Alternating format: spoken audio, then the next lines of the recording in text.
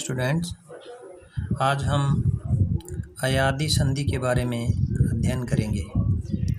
संस्कृत में अयादी संधि के लिए लिखा है, यदि ए, ऐ, ओ, औ के बाद कोई भी असमान वर्ण हो तो ए, ऐ, ओ, औ के स्थान पर क्रमशः अय, आय, अब और उसके बाद है आव, ये हो जाते हैं। अयादी का अर्थ होता है अय, आय, अव, आव, इसलिए इस संधि को अयादी संधि कहते हैं। इसका जैसे सूत्र है एचोय वायाव है, ये इसका सूत्र है। इस सूत्र में देखने से ही पता लग जाता है। एचो के मैंने राउंड लगा रखा है। एचो का मतलब होता है ए, ऐ, ओ, औ, ऐसा समझ लें। एचो का मतलब होता है ए, ऐ, ओ, औ। अब इस सूत्र में चार जो मैंने बताया अय, आय, अव और आव जो बनते हैं वो इस सूत्र के हिसाब से भी कर सकते हैं। ये जो अवग्रह का निशान है, जो एस का साइन दिखाई दे रहा है, इसके आगे ये के बाद मैंने एक ऐसे लाइन लगाई है। इसके बाद व के बाद मैंने एक लाइन ऐसे लगाई है। इसके बाद फिर ये के बाद ये के बीच में से मैंने एक लाइन और ऐसे क्रॉस की है। इसमें इसका मतलब ये हुआ कि सूत्र के अनुसार ही हमें पता लग जाता है कि संधि में ए, ऐ, ओ, औ जो स्वर वर्ण हैं इनका कैसे परिवर्तन होता है। जैसा कि ये अवग्रह का निशान दिया है तो इसको हम ए बोलते हैं। अवग्रह लिखा हुआ तब तो नहीं बोलते, लेकिन इसको ए का अवग्रह बना हुआ है तो ए के साथ ए ये मिल गया तो अय संधि हो गई, और इसी तरह से ए के साथ वह मिल गया तो अवसंधि हो गई, और ये मात्रा इसके साथ ले लें तो आव, आय हो गई, और इसी प्रकार से आव हो गई। यानी कि ये चार जो परिवर्तन बताए हैं ये इस संधि को पढ़ने, इस सूत्र को पढ़ने से ही क्लियर हो जाते हैं। अब हम देखते हैं माहेश्वर सूत्र का लिखा था ए, ऐ, ओ, औ। अब इसको एक चार्ट में भी मैंने लिखा है। ए प्लस कोई भी भिन्न स्वर हो तो ए का ऐ हो जाता है। ऐ प्लस कोई भी भिन्न स्वर हो तो ऐ का आय हो जाता है। इसी क्रम में ओ जमा भिन्न स्वर हो तो ओ का अव हो जाता है। औ जमा भिन्न स्वर हो तो औ का आव हो जाता है। ये इसके नियम हैं। इसका ये नियम या ये इसके ऐसे कह सकते हैं, ये इसके आदेश हैं, ऐसा होता है संधि के नियमानुसार।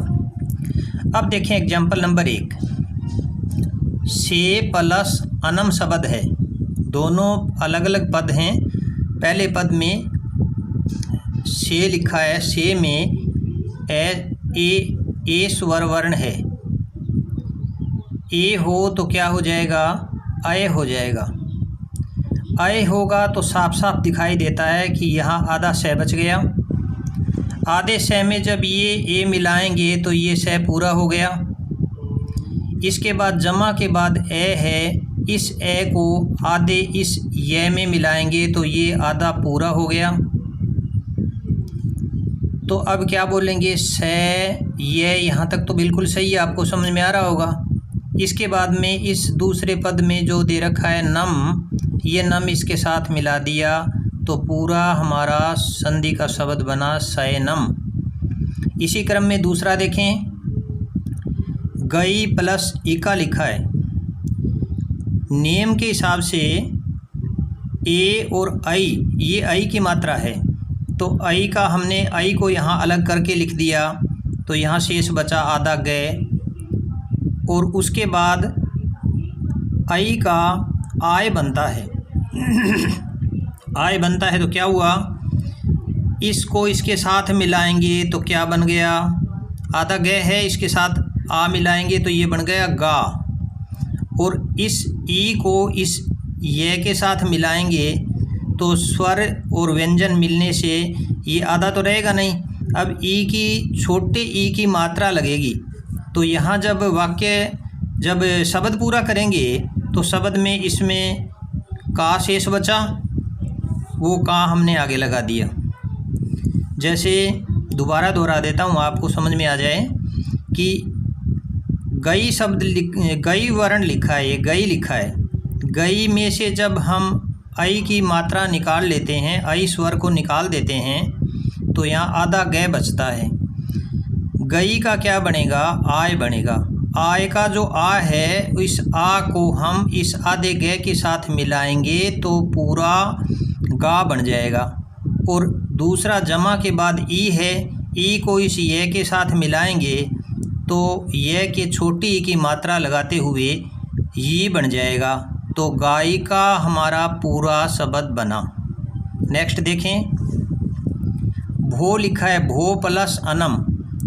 भो में ओ की मात्रा है, भो में से ओ स्वर हमने अलग कर लिया तो यहाँ आधा भय बच गया। आधे भय को इस ए के साथ मिलाएंगे, आधे भय को ए के साथ मिलाएंगे तो भय पूरा हो गया। और जो जमा के बाद ए है, इस ए को वह के साथ मिला देंगे तो वह पूरा हो गया। तो भय वह दो वर्ण तो पूरे हो गए। और अंत में क्या लिखा है, नम, तो भव और नम मिला करके भवनम बना। नेक्स्ट देखें, पो प्लस अनम लिखा है, तो पो में ओ की मात्रा हुई, ओ स्वर हुआ। ओ स्वर को जब अलग किया तो यहाँ आधा पै बच गया।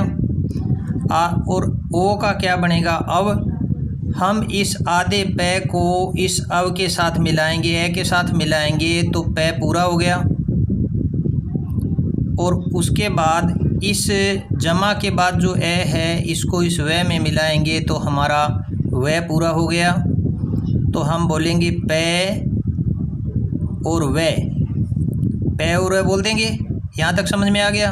इसके बाद अनम जो शब्द था दूसरे पद में, उसमें ए तो हमने काम में ले लिया, नम और बचा। नम इसके साथ जोड़ देंगे तो पूरा बना पवनम। नेक्स्ट देखें, धऊ लिखा है, धऊ प्लस अक है। धऊ में औ की मात्रा है। औ की मात्रा को जब हमने आउ स्वर को अलग कर दिया तो यहाँ आधा ध बचा। इस आधे ध को, ये नियम में क्या था कि औ हो तो आव बनेगा, औ हो तो आव बनेगा। तो यहाँ आव बनाने के बाद इस आधे ध को हम आ के पास लेके आएंगे तो आ से मिलाते ही ये ध पूरा लगा करके मात्रा लग करके धा बन गया। और जमा के बाद हमारा स्वर है ए को वे के साथ मिलाएंगे तो वह पूरा हो जाएगा। तो दो शब्दों का बिल्कुल क्लियर आपको समझ में आया होगा कि ध को आ के साथ मिलाया आधे ध को तो धा बन गया, और ए को आधे वे के साथ मिलाया तो वह बन गया। तो धा वह, यहाँ तक तो क्लियर है। इसके बाद इस दूसरे पद में कै और विसर्ग बचा है, वो यहाँ इसके साथ लगा दिया, कै और विसर्ग, तो क्या बन गया, धावक शब्द बन गया। नेक्स्ट देखें, नौ लिखा है, नौ प्लस इक है। नौ में स्पष्ट दिखाई देता है कि औ की मात्रा है, औ स्वर को हमने अलग किया है। औ को अलग करते ही यहाँ आधा ने बचता है। औ का क्या बनेगा, नियम के हिसाब से आव बनेगा। तो इस ने को इस आव के पास लाएंगे तो ये हो जाएगा ना। जमा के बाद ई है, छोटी ई है, तो इस छोटी ई को वह के पास लेके आएंगे तो ये बन गया वह, और वह की छोटी ई की मात्रा लग गई तो ये हो गया नावी। और इस दूसरे पद में कह के आगे विसर्ग लगा हुआ है तो ये नावी, और इसके साथ कह के साथ जो विसर्ग लगा हुआ कह है वो इसके साथ मिला देंगे, पूरा शब्द बना नाविक। तो इस तरह से इनको आप एक बार दो बार इनको रिवीजन जब करोगे तो अच्छे से समझ में आ जाएगा। ये अयादी संधि के एग्जाम्पल परिभाषाएं थी। धन्यवाद।